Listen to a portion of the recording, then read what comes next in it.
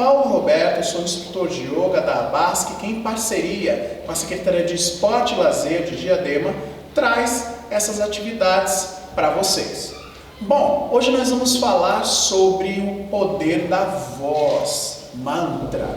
Só que nós não vamos vocalizar mantra. Eu escalonei 3 categorias para que a gente tenha uma ferramenta para trazer isso para o dia a dia, né?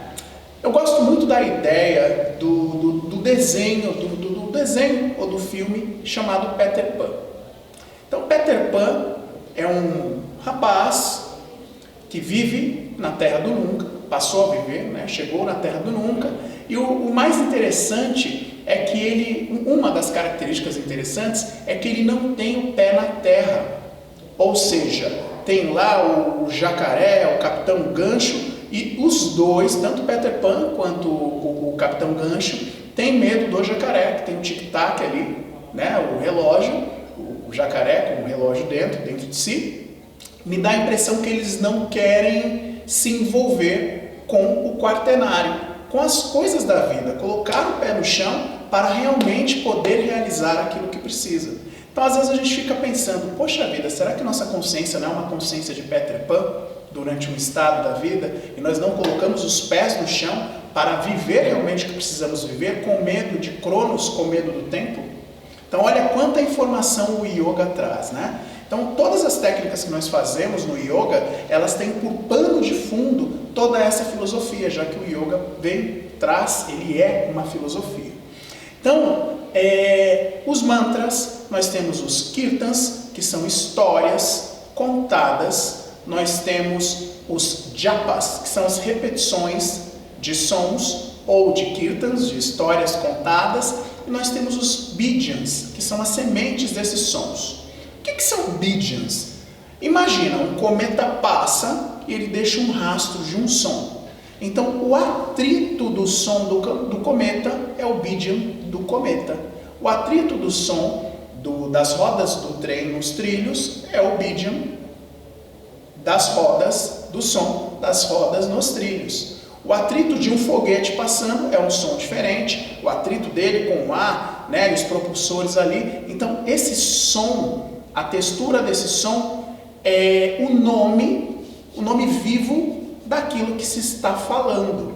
Então, o que eu gostaria que vocês pensassem hoje, né, sobre kirtan, história, que nós não vamos localizar hoje, japa, que é a repetição de sons, om, om, om, om, e o bidjan, que pode ser um som contínuo, om.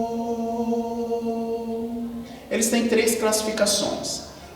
As histórias são contadas para quem? Para crianças. Crianças precisam de história, porque ali na história, geralmente adultos também amam histórias, mas existe uma idade específica que nós temos mais um conteúdo de história para nós. É a criança precisa ouvir histórias. Por quê? Porque isso gera prazer para ela. Depois, nós temos um outro conteúdo, que seria responsabilidade, que é a insistência do om, om, om, om, manter a responsabilidade e a disciplina na vida. Então, quando a gente está fazendo om, om, om, om, om, a gente está visualizando ali a responsabilidade e a disciplina. Não é só vocalizar o om, é aquilo que nós trazemos de intenção junto quando vocalizamos o om. E o om contínuo, eu chamo ele de loucura lúcida. Olha que nome bonito. Chega uma certa idade da nossa vida em que a gente está com tudo mais ou menos realizado, ou se não realizou, paciência, a gente tem que partir para alguma coisa. E qual seria essa coisa? Seria a loucura lúcida. E a loucura do quê? Loucura do autoconhecimento. Você não vive mais em função dos filhos, você não vive mais em função de nada. É como se você vivesse como um rei. Você vai pegar toda aquela característica, aquela sabedoria e voltar ela para cima, tirar ela está voltada para baixo para resolver as coisas da vida, você inverte, volta ela para cima e começa a trabalhar em função da realeza. O que o rei faz? Magnetiza o mundo com o bom, o bem e o belo. E isso provém da garganta, desse chakra aqui, o Vishuddha. Vamos fazer um exercício para ele? Então, com os pés debaixo dos ombros, lateralmente, vamos elevar os braços, levando o braço direito, a mão direita fechada na frente do ombro, fecha a outra mão também, mantendo os quadris de frente para a câmera, Gire do umbigo para cima, olhando para o lado esquerdo. Aí você vai permanecer por alguns instantes, porque você está fazendo a torção exatamente com uma forma mais intensa na região que nós trabalhamos o poder da fala. A fala tem muito a ver com aquilo que nós precisamos resolver na vida. Então a gente está dando uma alongada, e como todo o conteúdo do yoga é simbólico, a maioria do conteúdo, sempre que você fizer essa técnica, é o momento de refletir sobre a fluidez da fala. O que nós falamos para nós, o que nós falamos para o externo. E se tem validade tudo isso? Chega uma hora que nós ocupamos o personagem de a outra pessoa diz para a gente, falo, e ela diz não falo. E que mais além do falar e não falar? Porque eu já falo bastante, eu não falo nada, e aí? E depois disso, o que vem? Então, para o outro lado, para balancear a técnica, mantendo os quadris de frente para a câmera.